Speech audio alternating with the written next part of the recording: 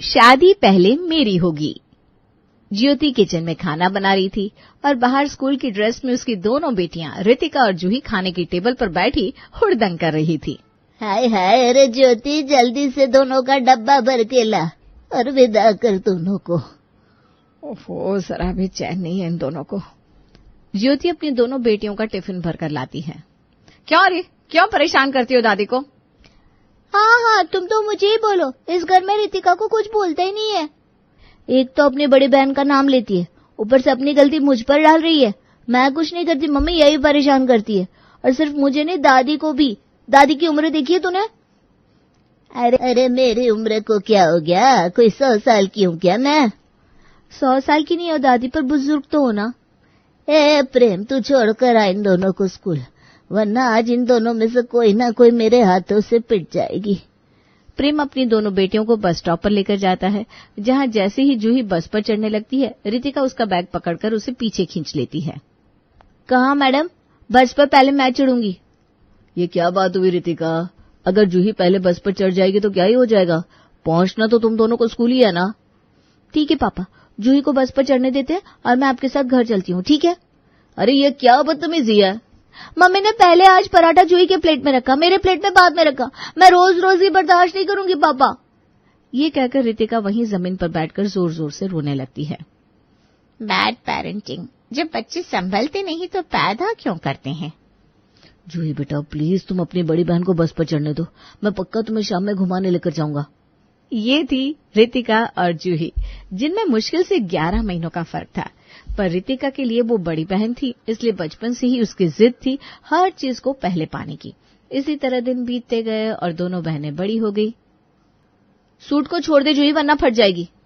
तो तुम छोड़ दो ना दीदी, वैसे भी ये सूट मैंने पसंद किया है तो इसे मैं ही लूंगी। बचपन में तुम्हारे कारण बहुत कुछ छोड़ चुकी हूँ मैं, अब और नहीं। छोड़ दीजिए रितिका दीदी, मैं आपको दूसरा सूट दिखा देता हूँ। हाँ, तुम तो चाहोगी कि मैं दूसरा कपड़ा ले लूं और बुरी दिखूं। इसी बहाने तुम्हारा खराब माल भी बिक जाएगा। मैं तुमसे ठिकाने वाली नहीं हूँ, ये सूट तो मैं ही लूंगी। इन दोनों लड़ाई खुट्टियों को छोड़ और मुझे साड़ी दिखा दे। जिस दिन से पैदा हुई है कलेशी कर रही है। ये लो, फिर वही। तुम देख रही थी ना मम्मी की कलेश कौन कर रहा था? ये तो वही बात हो गई, सामने से अगर कोई मुझे थप्पड़ मार रहा है और मैं उसका रिप्लाई कर रही हूँ तो बुरी तो मैं ही बन जा रही हूँ। अरे जाने देना बेटा, तू मेरी सयानी बेटी है ना। रुक, मैं तेरे लिए दूसरा सूट निकाल देती हूँ।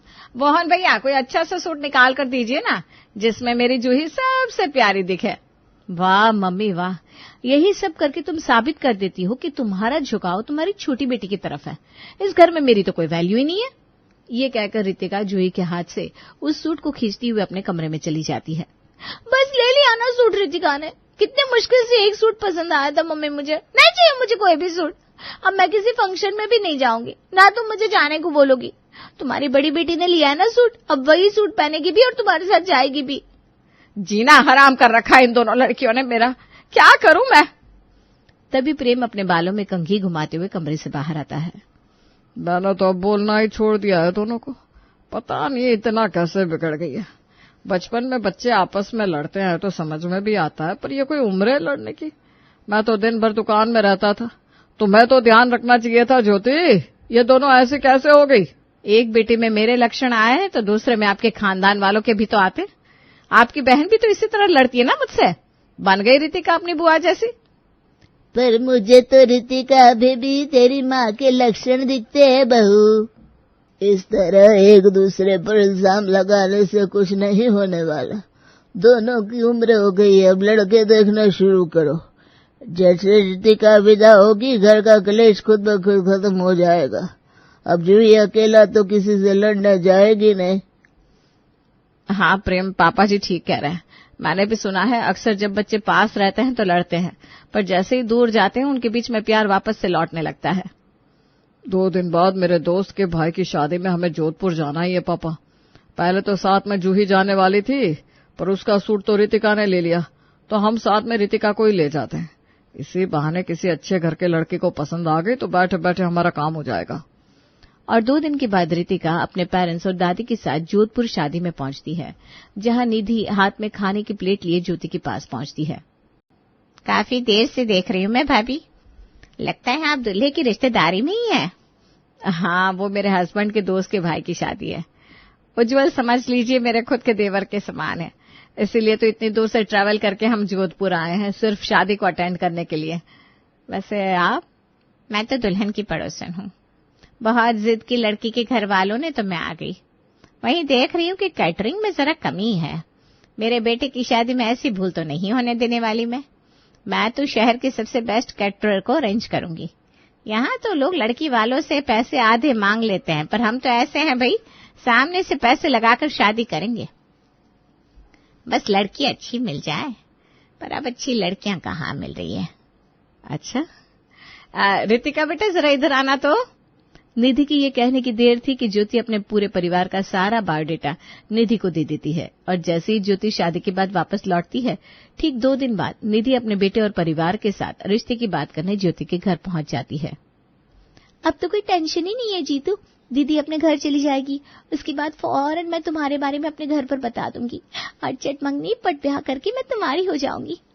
पर मेरे सर पर जो ये काली नागिन बनी मेरी बहन बैठी है ना, पहले उसे विदा होने दो। लड़के वाले बस पहुंच रहे हैं, ये रिश्ता फाइनल हो जाए, फिर मैं और तुम आजाद पंछी की तरह खुले आसमान में उड़ेंगे। जूही अपने कमरे में बैठी बड़ी खुश थी, और खुशी का कारण था उसकी बहन की शादी। रितिका अगर विदा हो ही जाती तो फिर कौन ही जूही के लव मैरिज में अड़चन बनता। रितिका भी बड़ी खुश थी। आफ्टर ऑल पहले उसकी शादी की जो बात हो रही थी। उस दिन तो हम सब ने रितिका से मुलाकात कर ली, पर जिसके साथ जोड़ी बननी है उससे मिलना तो रह गया था। सो आज मैं रोशन को ले आई। अब दोनों आपस में समझ लेंगी तो अच्छा रहेगा। ये तो बिल्कुल भी वैसी नहीं है मम्मी जैसी तुमने बताई थी। मुझे नहीं करनी इस लड़की से शादी। जाओ रितिका बेटा, वो नमकीन लेकर जाओ जो तुमने बनाया है। जी मम्मी, अभी लेकर आती हूँ। कोई जरूरत नहीं आंटी जी, मुझे नमकीन पसंद नहीं है, और वैसे भी मैं बेकार में यहाँ बैठकर आपका वक्त जाया नहीं करना चाहता। मुझे रितिका समझ में नहीं आई, मैं चलता हूँ, माफ कीजिएगा। ये कहकर रोशन वहां से चला जाता है। ये क्या कहकर गया, मैं कुछ समझ नहीं पाई। ठीक है तो कहकर क्या है, तुम्हारे मन की कड़वाहट दिख गई होगी उसे। वैसे भी जैसी तुम्हारी हरकत है ना, मुझे नहीं लगता आगे भी कोई तुम्हें पसंद करेगा। देख लो मम्मी, अब रितिका के पीछे मैं कवारी नहीं बैठी रहने वाली। अगर रितिका का रिश्ता नहीं हो रहा तो मैं कर लेती हूँ शादी। कैसे कर लोगी शादी, मजाक है क्या? बड़ी बहन हूं मैं, शादी पहले मेरी होगी। पापा, आपकी परी को कोई आपके सामने बुरा भला कहकर चला गया और आपने कुछ नहीं कहा। अरे बेटा, शादी ब्याह के मामले में तो ये सब होता रहता है। मैं दूसरा रिश्ता देखता हूँ, ये लड़का ही झोल लग रहा था मुझे। जिस शादी से सभी को घर की शांति की उम्मीद थी, अब वो शादी ही घर के कलेश का कारण बन गई थी। वहां लता और ज्योति यहाँ वहां रितिका के लिए रिश्ता ढूंढ रही थी, तो यहाँ मनोज और प्रेम। सवेरे सवेरे ज्योति अपनी सास के साथ हॉल में बैठी सब्जियां काट रही थी, तभी उसे सब्जी वाली की आवाज सुनाई देती है। शादी ब्याह की बातें ऐसे नहीं होती मम्मी जी। पूरे मार्केट में सभी को पता चलना चाहिए कि हमारे घर में लड़की है, और ये बात हर जगह ना ये सब्जी वाली ही फैला सकती है। अरे तो फिर इंतजार किसका कर रही है? चल सब्जी वाली के कान में ये बात डाल देते हैं, हाथ में 50-100 रुपए रखेंगे तो पक्का वो हमारा काम कर देगी। लता और ज्योति सब्जी वाली के पास जाती हैं। बताइए भाभी, देखते देखते इतनी बड़ी हो गई रितिका दीदी कि ब्याहने लायक हो गई। आपको पहले बताना चाहिए था ना, मेरे भाई का लड़का तो। अरे ये क्या बोल रही है तू? सब्जी बेचने वालों के घर में देंगे क्या हमारी पोती? अरे किसी अमीर घर का लड़का होना चाहिए, पढ़ा लिखा होना चाहिए। ऐसे भी किसी भी अनपढ़ के पीछे बांध देंगे क्या अपनी रितिका को? मेरी पोती ने MBA किया है। अरे दैया, 3 अक्षर पढ़े हैं, वो भी उल्टे सीधे का। मेरे भाई के लड़के ने तो 12वीं पास की हुई, और सब्जी की ना 2 रेड़ियां चलती है उसके मार्केट में। अरे बाप रे, तेरे भाई का लड़का तो बहुत ही ज्यादा पढ़ा लिखा है। उसके सामने मेरी रितिका कम पढ़ी लिखी हो जाएगी। हाँ, उसके लिए तो तू 8वीं पास लड़का ही लेकर आना। अब ये पकड़ 100 रुपये और मेरा काम कर दे, जा। तुम ना समझदारी की बात करती हो भाभी, वरना तुम्हारी सास तो जिस हिसाब से मुंह खोलती है, बाप रे बाप, दुर्गंध आती है, पूरा मोहल्ला महक जाए। लल्ली अपने काम में परफेक्ट थी। अब पैसे लिए थे तो काम चोरी तो वो करती नहीं।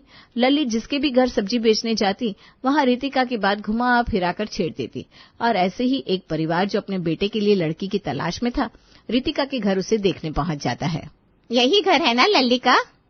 हाँ हाँ भाभी, यही घर है, रोज का आना जाना है हमरा। और भाभी लड़के वाले आ गए, कितना इंतजार करवाओगी?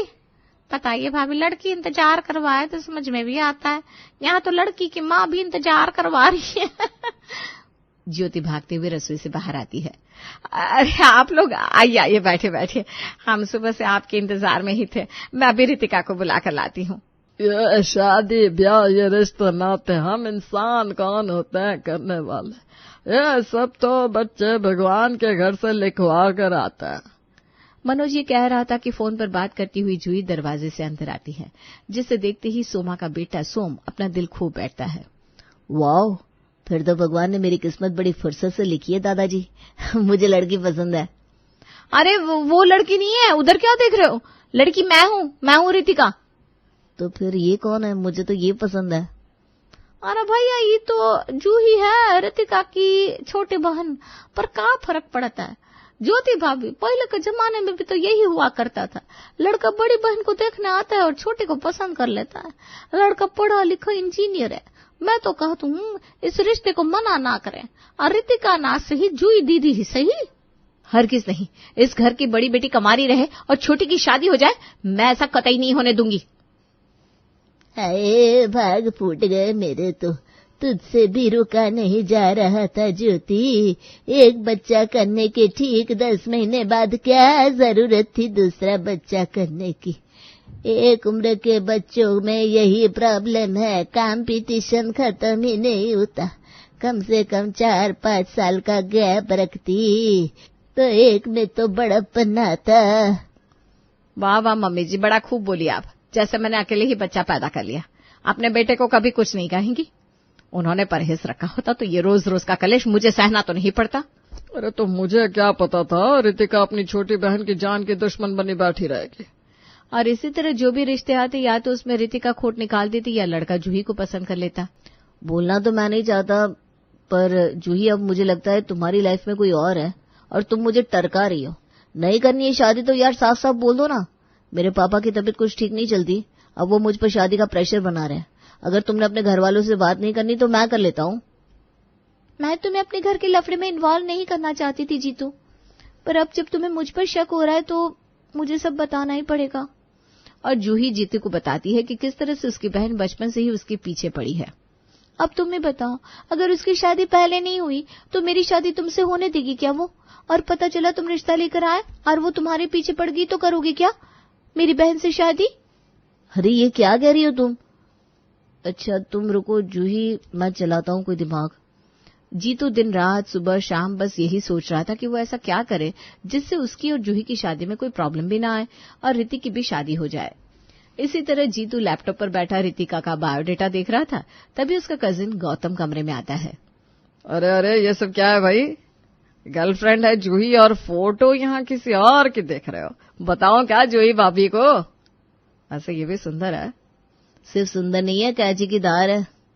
नहीं माय मिस्टेक, कैची की नहीं तलवार की धार एक्चुअली। ऐसा गुस्सा है मैडम को, इसके गुस्से के आगे किसी की हिम्मत नहीं होती कि बोल सके। एक नंबर की जिद्दी लड़की, पता नहीं कौन इसे ठीक कर सकता है। अरे पर तुमने इसे ठीक करने का बेड़ा क्यों उठाया? ठीक करने का नहीं, शादी करने का। ये है जूही की बड़ी बहन। हर तीसरे लड़के में इसे कोई ना कोई कमी नजर आ जाती है, और अगर इसे लड़का समझ आता है तो लड़के को ये बहुत ज्यादा ओवर पावरिंग लगती है। अब ऐसे में मैं क्या करूं? जब तक इसकी शादी नहीं होगी तब तक जूही की शादी कैसे होगी? मुझे ना ब्रो लाइफ में ऐसी लड़की चाहिए थी जिसे कंट्रोल करना सबके बस में ना हो। अरे तेरे भाई को ना पसंद करे ऐसी कोई लड़की पैदा ही नहीं हुई। और गौतम रितिका को फ्रेंड्स ग्रुप पर मैसेज कर उससे बात करने लगता है। रितिका को भी गौतम पसंद आ जाता है, और जैसे उसे मामला संभलता हुआ लगता है, वो और जीतू एक साथ ही अपने पेरेंट्स के साथ पहुंच जाते हैं रितिका के घर। मुझे रितिका पसंद है आंटी। मुझे भी गौतम पसंद है मम्मी। मेरी तरफ से हाँ है। अब तुम्हें जूही का रिश्ता करना है तो कर सकती हूँ, मुझे कोई प्रॉब्लम नहीं है। ये कहकर आज पहली बार रितिका अपनी बहन के गले लगती है। मैं गौतम की चाची का लड़का हूँ आंटी जी। हमारा परिवार एक ही घर में रहता है। आप तो देख ही सकती हैं, मुझे आपकी छोटी बेटी पसंद है। अरे वाह, ये हुई ना बात। देर आए दुरुस्त आए, एक ही घर में दोनों बहनों का रिश्ता हो गया। एक ही घर में दोनों बहनों का रिश्ता हो गया। एक ही घर में दोनों बहनों का रिश्ता हो गया। रितिका की विदाई होने की खुशी सभी को थी, पर इस बात का डर भी था कि दोनों की शादी एक ही घर में तय हुई थी, और सिर्फ एक ही घर में नहीं, एक ही तारीख को। अब तो मैं पराये घर चली जाऊंगी जूही। आज तक मैंने कभी भी तुझे कुछ भला बुरा कहा हो तो उसके लिए मुझे माफ कर दे। अरे वाह, ये तो चमत्कार हो गया।